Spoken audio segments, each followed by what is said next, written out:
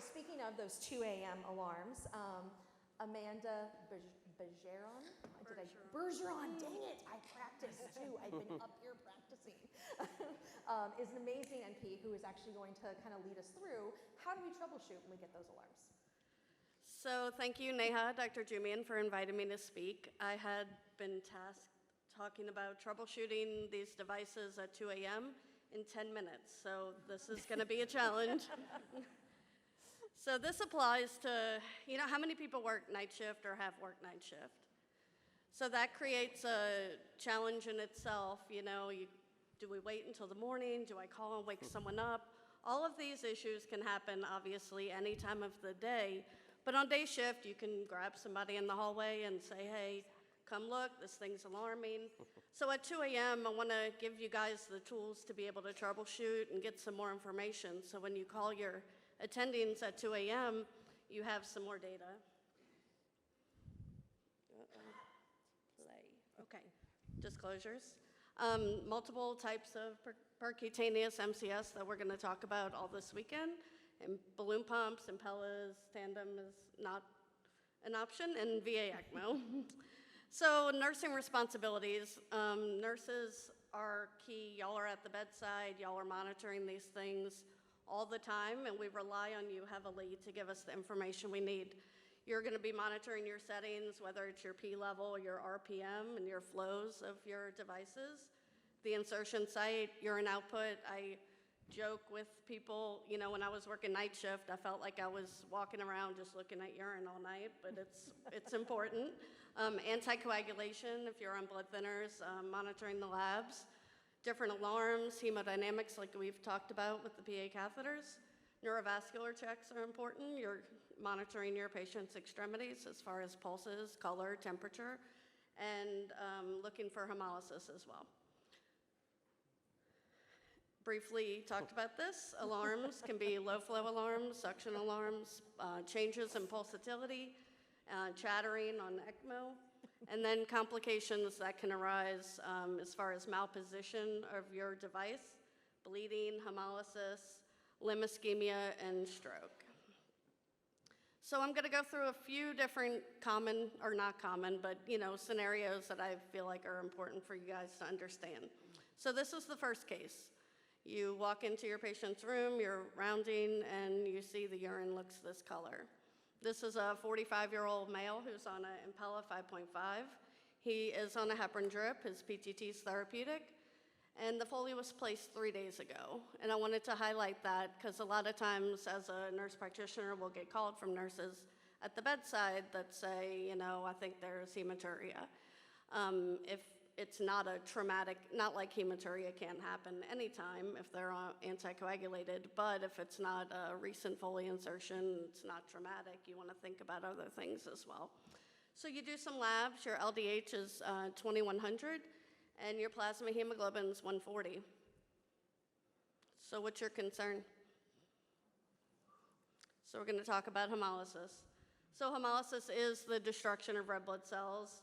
It can lead to renal failure, liver failure.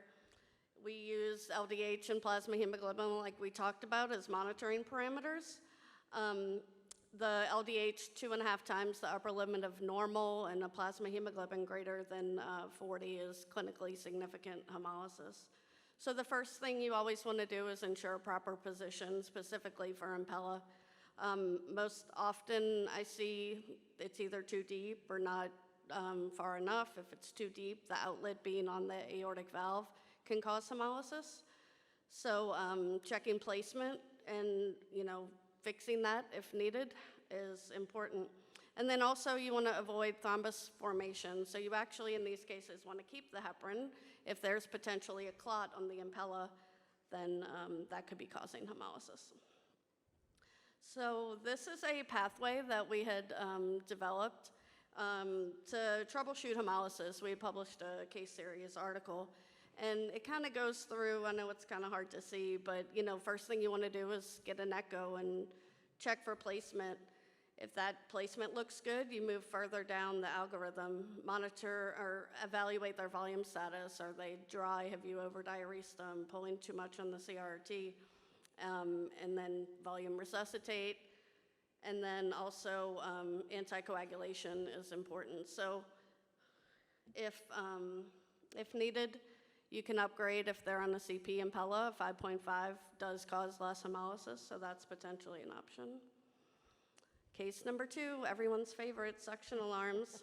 So I think every nurse who takes care of an Impella patient knows, drop the P level. It's the first thing you do, but do you want to keep it there? You know, do you want to look deeper and see why we're having suction alarms? Robin talked about RV failure as one of them. Volume is not always the answer, but I know that's everyone's go-to thing. You get a suction alarm, the nurse calls and says, hey, can we give an albumin? Can we give some volume? But that's not always the answer.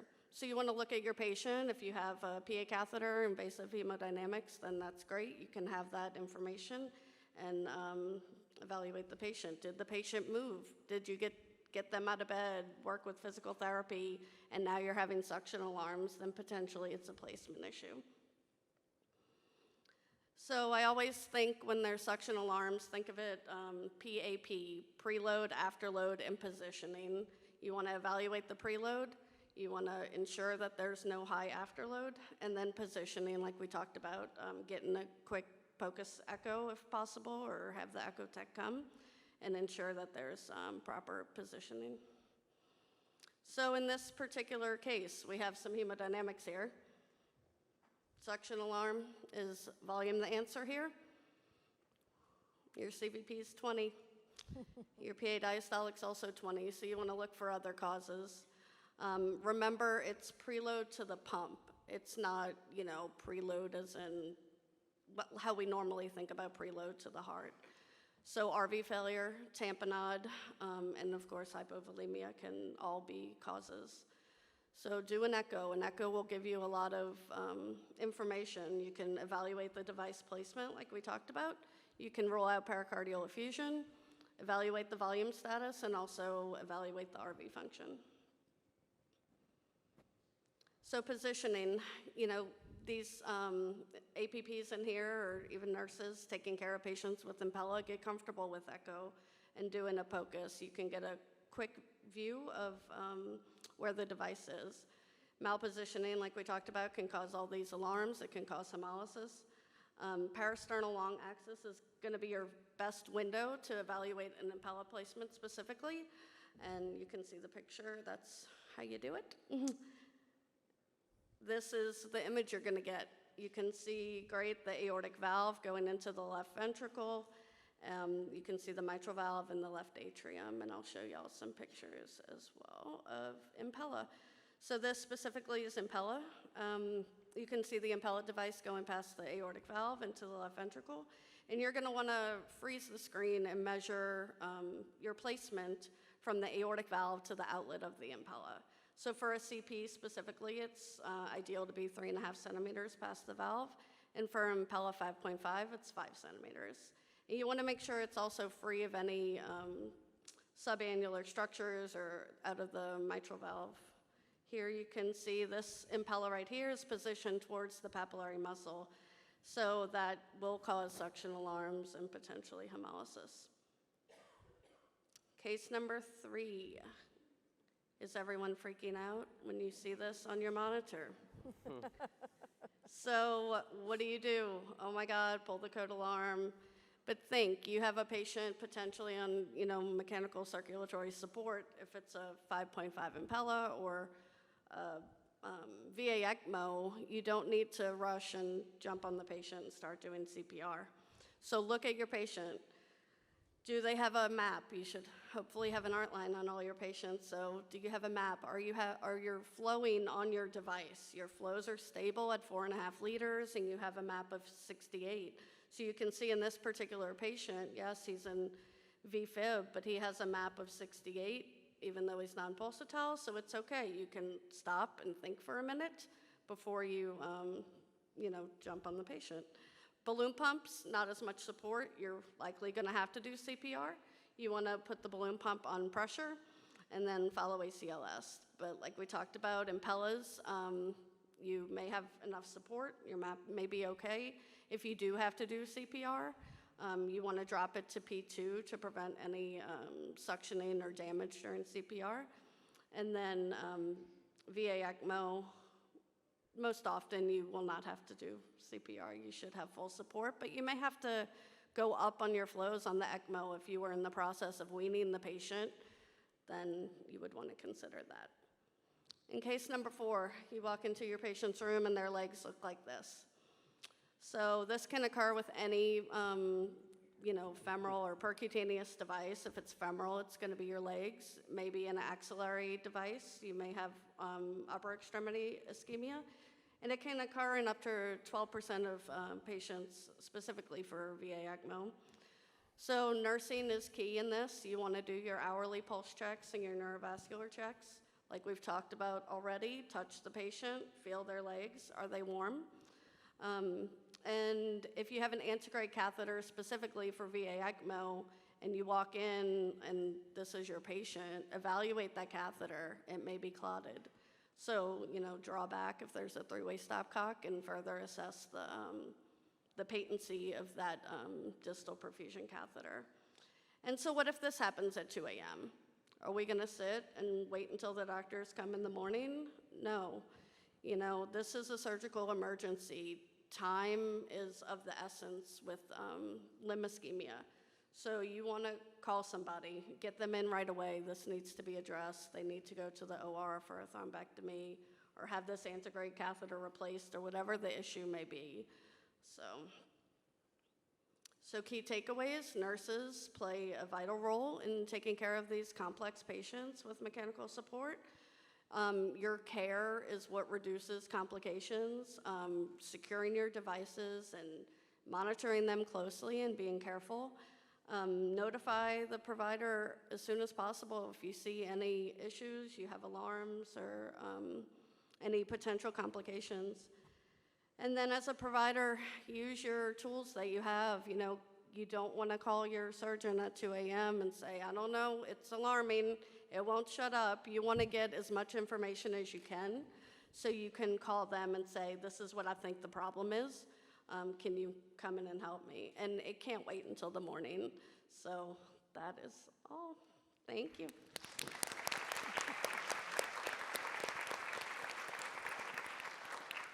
Thanks, Amanda. I know that was a lot and tough to put into a 10-minute presentation.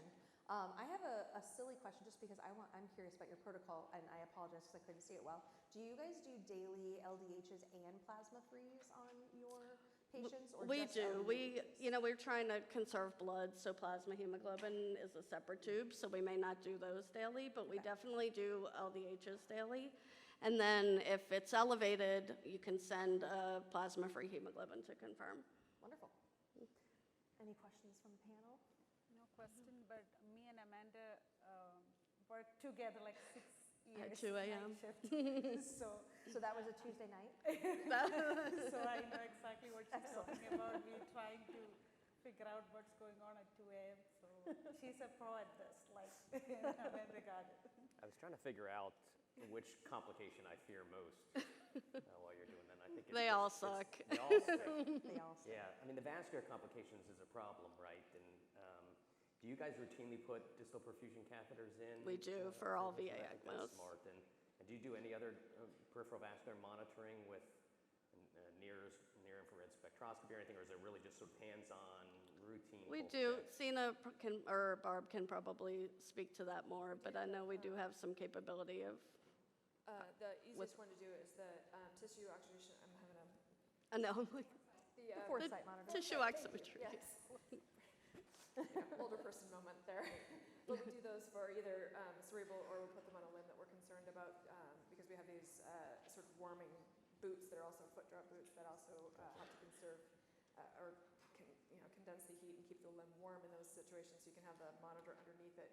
And you won't necessarily see the foot that you're concerned about all the time, but the monitor's under there so you can be watching that number and be peeking at it, not letting the heat out every time you're needing to look at it, if that makes sense. Yeah, I mean, that was great. I mean, it's kind of not fair, right? What could possibly go wrong talk could easily be an hour and a half, and you hit the high points. But in the interest of time, I think we'll move along. Thanks so much. Thank you. Thank you.